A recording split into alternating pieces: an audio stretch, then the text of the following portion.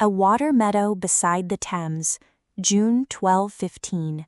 A king of England is standing in wet grass surrounded by armed men who are, technically, his own subjects. They have already taken London. They have already renounced their oaths of loyalty to him. They're not asking him for a favor. They're holding out a document and waiting for his seal, and there's no army left in the country that can get him out of that field. He seals it. And for the first time in English history, a king puts his name to a piece of paper saying that he is not above the law. John, King of England, Lord of Ireland. By that summer, he had lost most of an empire, been excommunicated by the Pope, and taxed his kingdom into open revolt. And produced entirely by accident the most important document in the English-speaking world. That's the part I want to keep coming back to. He didn't want it. He tried to have it cancelled within weeks. He loathed it. Magna Carta exists because John was so comprehensively bad at the job that writing the rules down felt safer to everyone than leaving him alone with the crown. So let's start at the beginning, because he was born with nothing at all. 1166, youngest son of Henry II, and Henry ruled what we now call the Angevin Empire, England, Normandy, Anjou, Maine, Touraine, and through his wife Eleanor of Aquitaine, an enormous stretch of southwestern France. The largest accumulation of territory in Western Europe at the time, and 4 surviving sons standing in the queue ahead of the youngest. By the time the inheritance had been carved up, there was no province left for him. His own father's nickname for him stuck for 800 years, Lackland. Think about carrying that. Your father names you after the fact that there's nothing for you. And there's a version of John where that never stops being the engine, a man who grew up watching other people be given things. Then the queue collapsed. His brothers Henry and Geoffrey died. Richard the Lionheart became king in 1189. And Richard is a fascinating absence in this story. He spent almost his entire 10-year reign abroad, on crusade, campaigning in France, something like 6 months of it in England. England was a bank to him, a place that generated money for wars elsewhere. And in 1199, he's killed by a crossbow bolt at a minor siege in Limousin, a small siege, barely worth his time. And John, at 32, inherits all of it. Along with one problem Richard had never resolved, their nephew, Arthur of Brittany. Geoffrey's son, which, under some readings of the succession, gives him a better claim than John, because his father was the older brother. And crucially, he had the backing of King Philip Augustus of France, who had spent years looking for a lever to break the Angevin holdings apart. And John handed him one within a year. That's the thing about this reign. Almost every disaster in it is self-inflicted. The marriage. 1200. He marries Isabella of Angoulême, who was already betrothed to Hugh de Lusignan, a powerful vassal in Poitou, from a family you very much wanted on your side. So the Lusignans appeal to Philip as John's feudal overlord for his French lands, which is entirely their right. And Philip summons John to his court in Paris to answer the complaint, also entirely within the rules. And John refuses to appear. Which is the whole man right there. A legal process he was going to lose slowly, turned by pride into a war he lost quickly.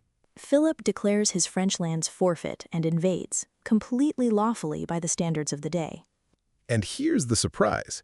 At first, John fought brilliantly. 1202. His mother Eleanor, she's about 80 at this point, is besieged at Mirabeau by Arthur's forces. And John makes a forced march of 80 miles in 48 hours, arrives before anyone thinks it's possible, and captures Arthur and the entire rebel leadership in a single stroke. It is the finest military moment of his life. He has won, genuinely, cleanly won. And then he destroys the whole advantage in the space of a few months. Arthur is taken to Rouen, and he is never seen again.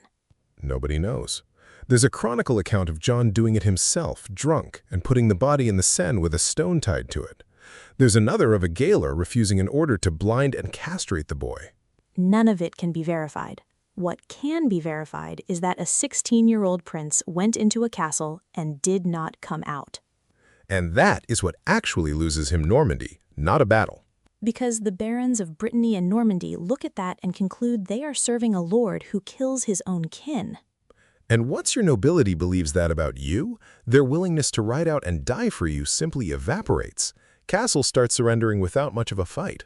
Normandy falls in 1204. Château Gaillard, Richard's great fortress on the Seine, supposedly impregnable, is taken after a long siege. Within 2 years, he has lost Normandy, Anjou, Maine, and most of Poitou, territory his family had held for generations. And this has a consequence people skip past. Lots of English barons owned land on both sides of the Channel. Which meant they now had to choose a king, and a fair number of them chose the one who actually controlled the ground they were standing on. So he comes home with a smaller kingdom, a wounded reputation, and one obsession: getting it back. And getting it back means money. This is where a military failure turns into a constitutional crisis. Because medieval kingship was supposed to be funded mainly from royal estates and customary dues, extraordinary taxation required consent, at least in principle, from the great men of the realm. In principle.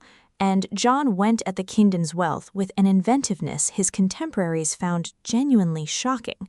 Start with scutage, the payment a baron makes instead of turning up with knights. He levied it repeatedly, at rising rates, including for campaigns that never actually happened. You paid to be excused from a war that was never fought. He sold royal offices. He sold justice. You could pay for a case to be heard, and someone else could pay more. He charged colossal sums for permission to inherit an estate you were already legally entitled to. He exploited wardship. If a landowner died, leaving an underage heir, the king took control of the estate and stripped the revenue out of it until the child came of age. And he charged widows for the right not to remarry. Read that one twice. You paid the king a fee for the privilege of not being handed to one of his cronies. And he revived forest law aggressively, vast royal hunting preserves with their own courts, fining people for gathering wood and grazing animals on land their grandfathers had used freely. All of it legal, more or less. All of it monstrous in aggregate. And then the hostages, which is where it stops being about money. He took the children of nobles he distrusted and held them as guarantees of good behavior.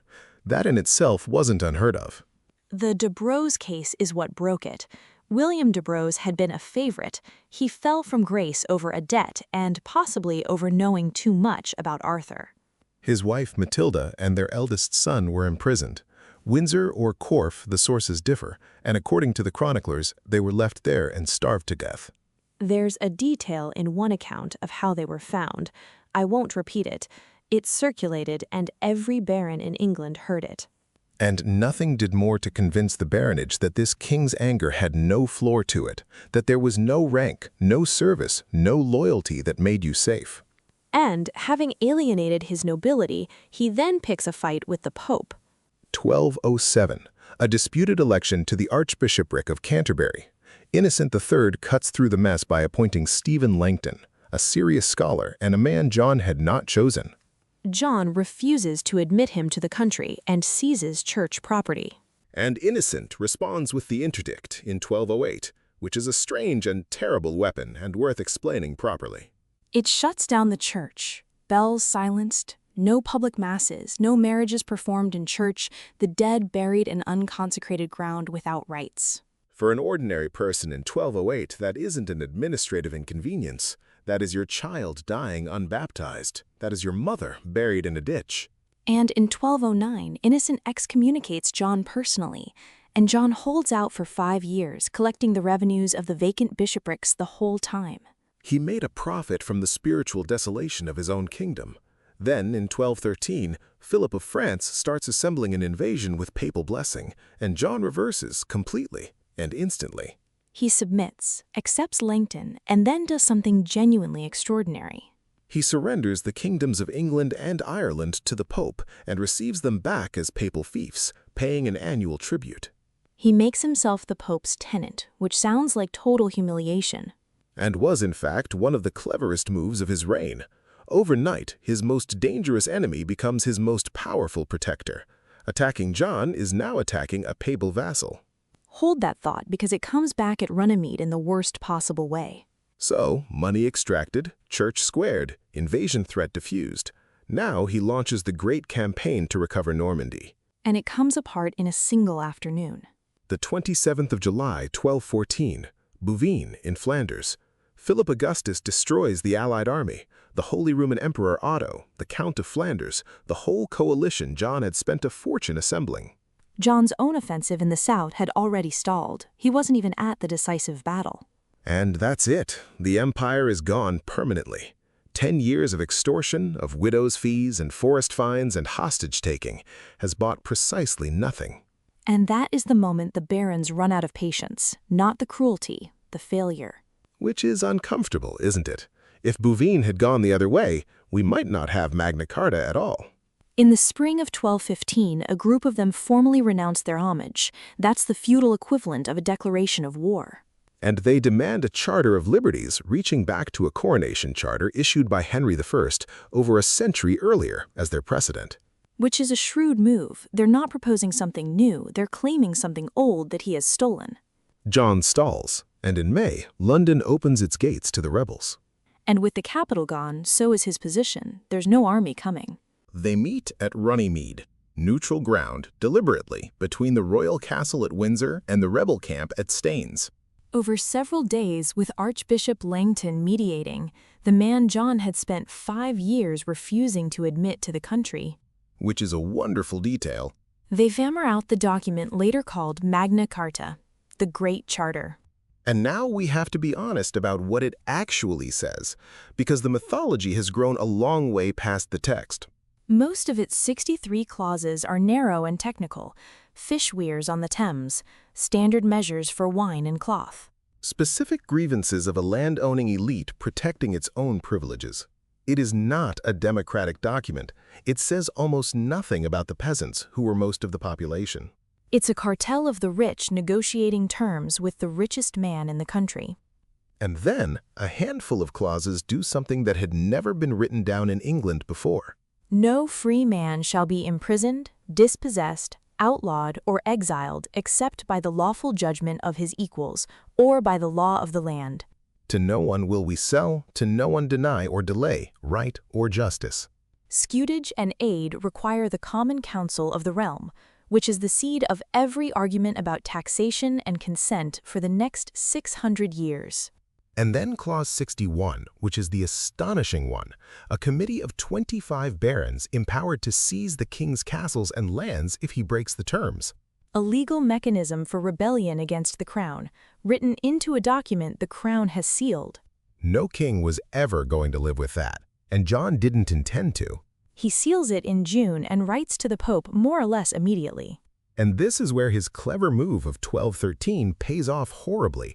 Innocent is now his overlord. In August, Innocent annuls the charter, declares it shameful, illegal, extracted by force, excommunicates the barons. Within 3 months, England is in civil war, and the rebels do the only thing left to them, which is to look for another king. They invite Prince Louis of France. He lands with an army and holds London and much of the southeast. There is a real chance in 1216 that England ends up with a French dynasty. And then October 1216 and one of the strangest endings in English history. He's moving across East Anglia, and part of his baggage train is lost in the tidal flats of the Wash, possibly including the crown jewels. People are still looking for them. He falls ill with dysentery, and he dies at Newark, aged 49. And his death saves the charter. The rebels had no quarrel with his 9-year-old son. Their entire objection was to John personally. Remove John, and the war has no object. So the boys' regents reissue Magna Carta almost immediately, stripped of Clause 61, the one authorizing rebellion, and offer it as a peace settlement. It gets reissued again and again over the following decades. It enters the statute books in 1297. And it becomes the thing every English opposition reaches for, against Charles I, in the American colonies. In the language of due process that still turns up in constitutions on every continent. All of it descended from a document about fish weirs and inheritance fees. So where do you land on him? Because worst king in English history is the standard verdict. He wasn't stupid. He was administratively capable. He traveled constantly. He heard cases personally. The record-keeping of his reign is better than his father's. He was also suspicious, vindictive, and completely unable to make anyone trust him twice. And that's the actual disqualifying flaw in a medieval king. The whole system runs on personal bonds, oaths, a lord's word. If nobody believes yours, you have nothing but money and fear. And he ran out of both in the same year. John did not intend any of what he's remembered for. He sealed the charter as a tactical retreat and tried to have it annulled within weeks. What he actually did was demonstrate in front of witnesses that a king could be compelled. Push people hard enough, and they will not merely remove you. They will sit down and write the rules that bind whoever comes next. This was History But Better, Podcast Episode 10.